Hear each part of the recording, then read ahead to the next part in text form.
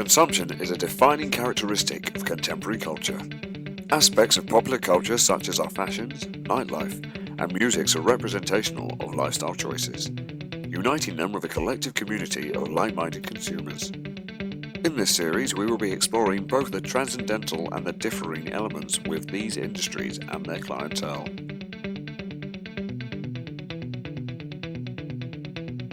Our first edition will be looking beyond the ubiquitously branded coffee chains. Coffee originates from coffee plants located in different regions of the world. Italy's espresso culture is a cultural staple recreated in Italian-themed cafe outlets, such as Zaza's ice cream. Zaza started 15 years ago in Italy. We launched this new concept of Italian gelato places, and then we saw there was a niche to occupy in the UK. So in 2008, so it's 3 years ago, I moved to London and I established the first little company here in the UK, bringing our Italian traditions to the country. Coffee business, coffee industry is a very congested market here in the UK. A lot of big operators and small independent companies, they sell coffee.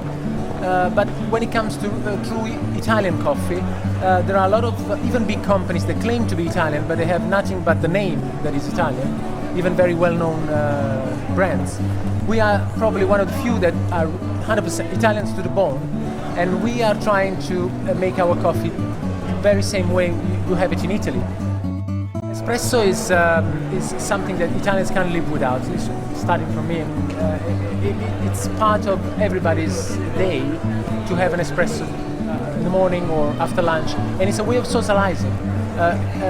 It's a way of, we all say, okay, let's have an espresso. It's a way of saying, let's have a chat.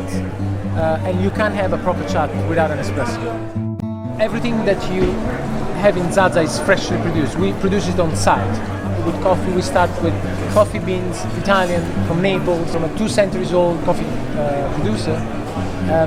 We grind them and then we make our coffee. So everything is fresh and is done almost in front of the customer. A mí me gusta trabajar en Zaza porque me encanta hacer feliz a la gente embrujándoles la vida. So what kind of entrepreneurial ethics lay behind an independent coffee house?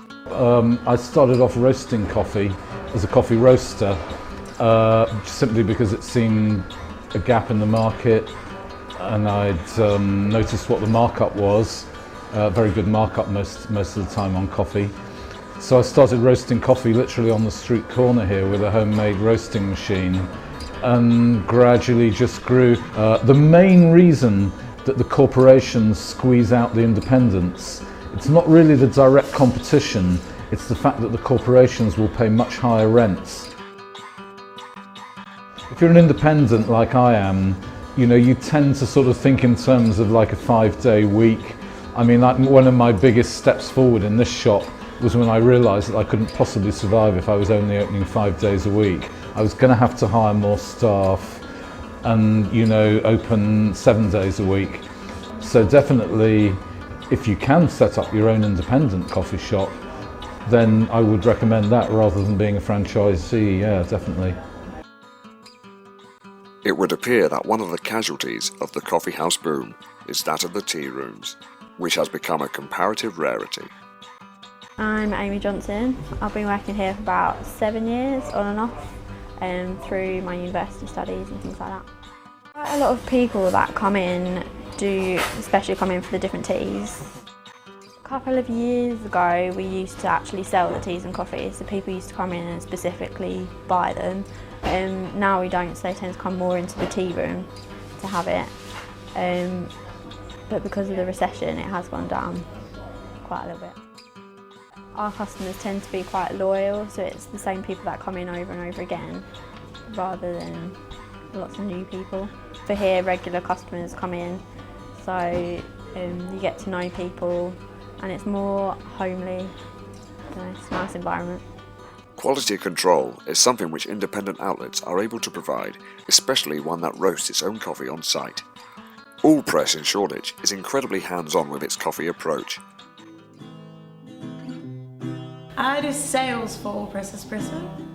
It's a company owned by Michael Allpress and a collective of other people, but Michael Allpress and Tony Papas, who's his best friend from high school.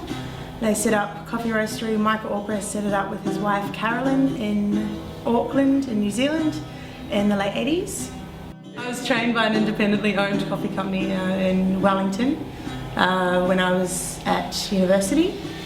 I was working in coffee just part-time. It's either creative or mechanical in my mind. I've been training baristas for 5 or 6 years now, so teaching people how to make coffee, and it's kind of a study in psychology actually. You either get people that are really good at cooking because they understand like the textures and the flavors and the sort of the chemical change. They can see that. Artists really enjoy it because of the colors and the creative side of it. So actually sort of the patterns and the sort of the flow of the coffee.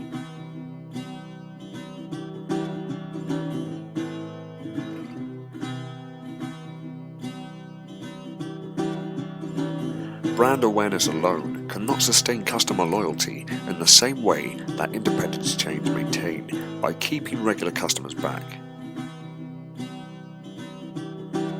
However, due to its place in our fast-paced culture, takeaway coffee as a commodity shows no signs of decline soon. So I think locally roasted, it's all very personal. It's the people that are looking after you. It's not, you know, like the brand, if that makes sense. So for me, it's really easy for sales because I believe in the product and I believe in the people that are looking after the customers. And for us, it's finding people that really are passionate about creating a better product